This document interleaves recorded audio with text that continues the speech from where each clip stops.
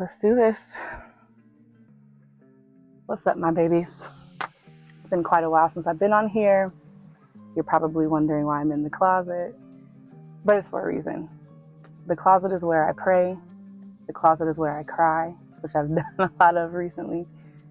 And the closet is where I decide how I'm going to show up in the world. And so I thought season 2 of Collisions, it would be appropriate to start here in my closet. I'm going to be telling some stories, get you up to date on what's been happening with me. I'm going to tell some truths. I'm going to talk about some hard things. And so I wanted to show you my closet.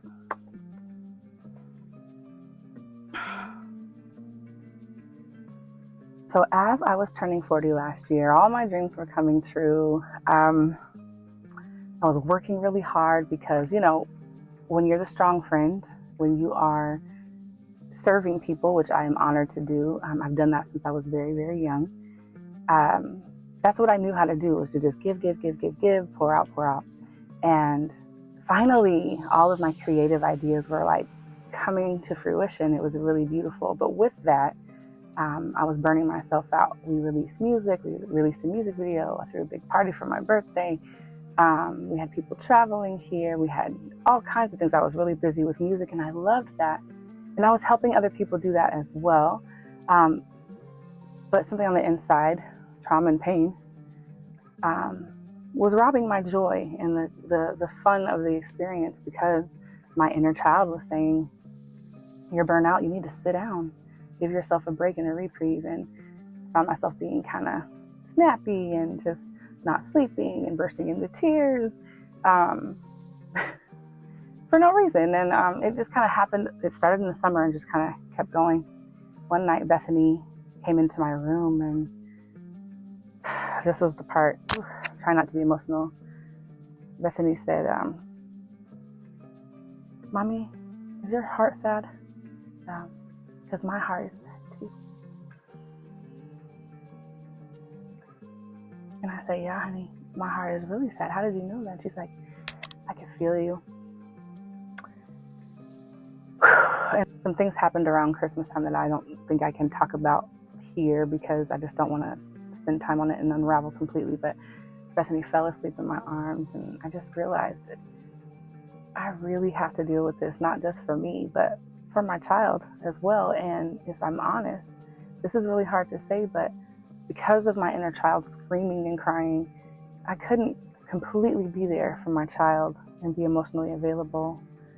And honestly, truth be told, Bethany was in crisis too, really bad. And so I shut it all down. I honestly didn't think at the beginning of this year that I would be doing music again. I thought I was hanging it up, because even if my dreams were coming true, it's not worth my innocent child's life. Bethany missing out on anything, especially having a parent who cares for her and loves her and is present for her. She didn't ask to be here, and she is my why. And so I just shut it down. But back to what I looked like before. Hair done, nails done, always having fun, always smiling, always eating out, gaining weight. And because I didn't want anyone to see what was happening on the inside. If people asked me about it, I would be honest, but I never want to bleed on anyone.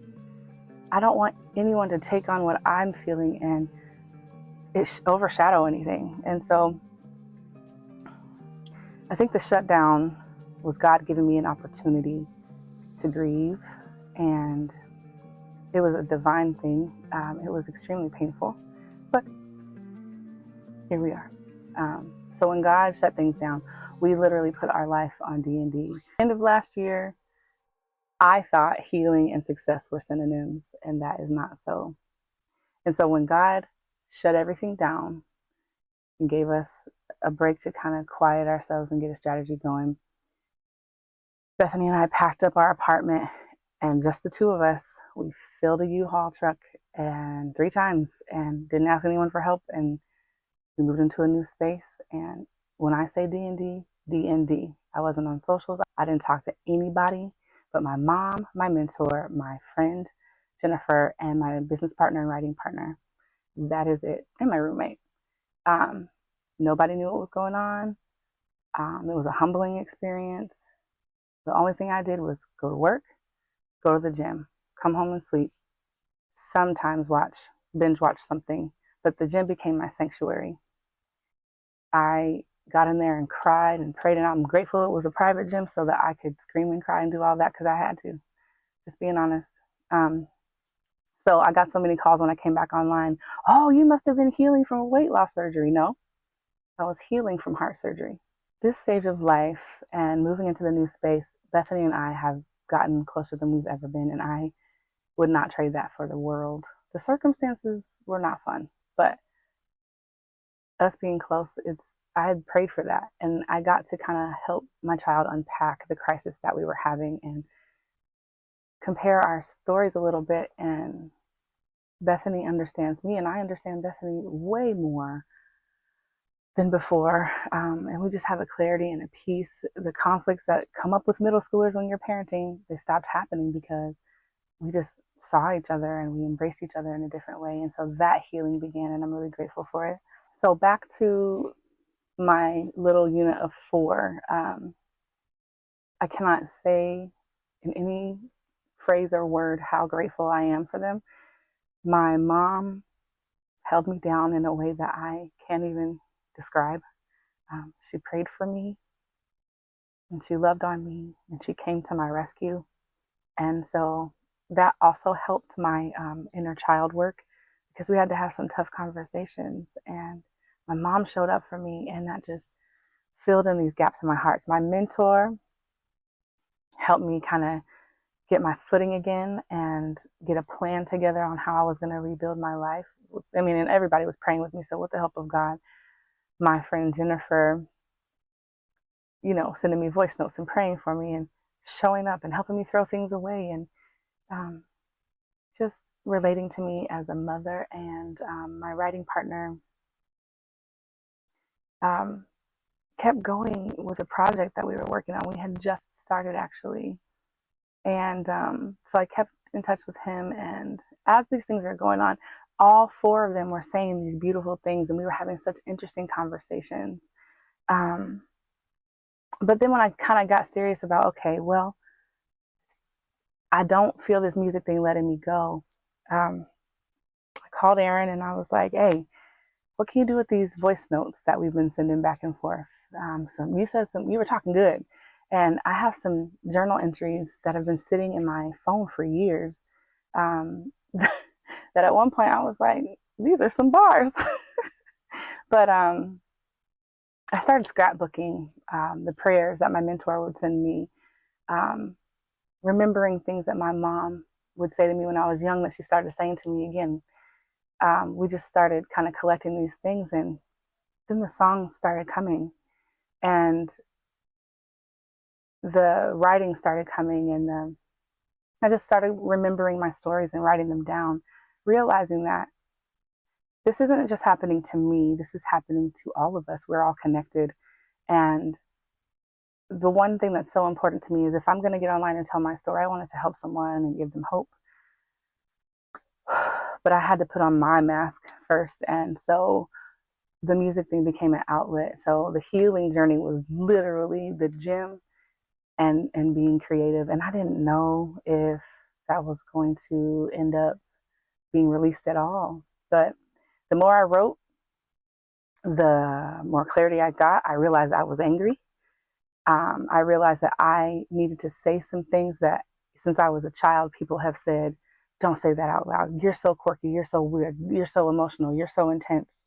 You need to keep yourself together. Apologize for peace sake. You always be the one to smooth things over. You absorb all this stuff. I mean, they weren't blatantly saying that, but their actions were. But I was muted. And that I was pushing that down too. And things had happened to me, horrible things had happened to me. And I never told anybody. And that came out in all of my writing sessions and just kind of looking through things and remembering. But not to get stuck on that, but I decided that if I'm going to move on from this, and not move on like act like it didn't happen, but if I'm going to actually start healing, I had to let it out. I had to empty the clip. And so that is the name of this project. It's my story. It's the story of looking for outward affirmation from other people, and from romantic relationships, and from platonic ones, friends as well, just seeking the approval of others, realizing that there is power within me that God put there. And so I'm going from outward to inward and upward, because my relationship with God is better than it's ever been. I hear God clearer than I've ever heard God, and I don't question it anymore because I'm not questioning myself.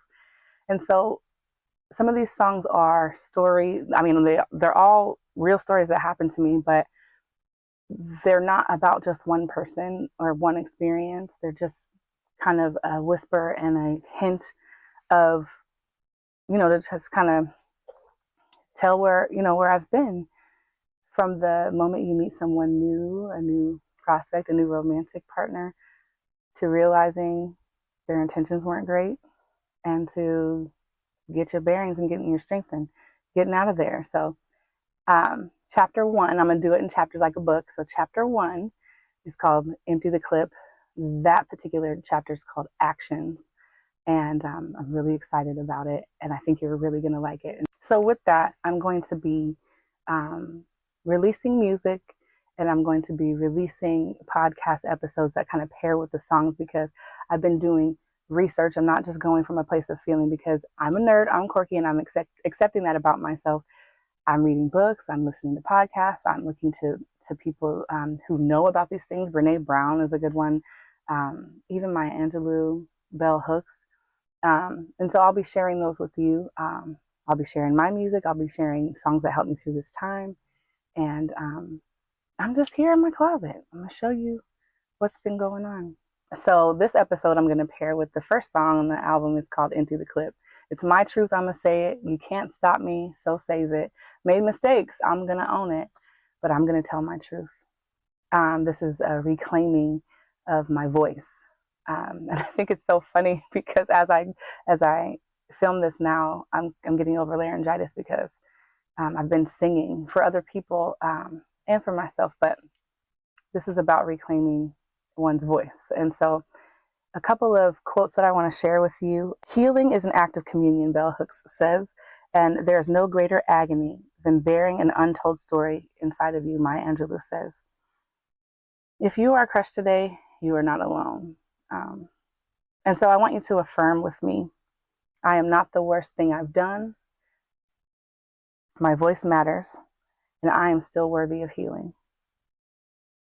Scriptures that helped me during this time when I was writing this part: the Lord is close to the brokenhearted and saves those who are crushed in spirit. That's Proverbs 34:18. Then the Lord reached out his hand and touched my mouth and said to me, I have put words in your mouth. Jeremiah 1:9. Speak it, even if your voice shakes. Faith yourself, even though it's hard, and you are not alone. If you followed me all this time, thank you. I'm in a very imperfect and vulnerable place, but I'm embracing it. And I want you to take this journey with me. And I want you to hear my story and maybe remember some of your own stories. Okay, I love you, and there's nothing you can do about it. I hope that you enjoyed this episode. This is the first of many. I've been putting off doing it because, you know me, I want to do things with quality, but done is better than perfect. And now you get the real me. Like, not that I wasn't the real me before, but you got the polished version. I'm just kind of opening my heart now and showing you what's in there. And so if this is for you, stick around. If this is not for you, once again, you can unfollow. But I'm going to share, and I'm going to tell my truth, and I'm going to do it unapologetically. And so till next time, I love you. There's nothing you can do about it. Collide with me. Collisions Podcast is the Instagram. Lady Mercedes Official is my regular one. And I have some really cool things planned. And so I hope you'll stick around.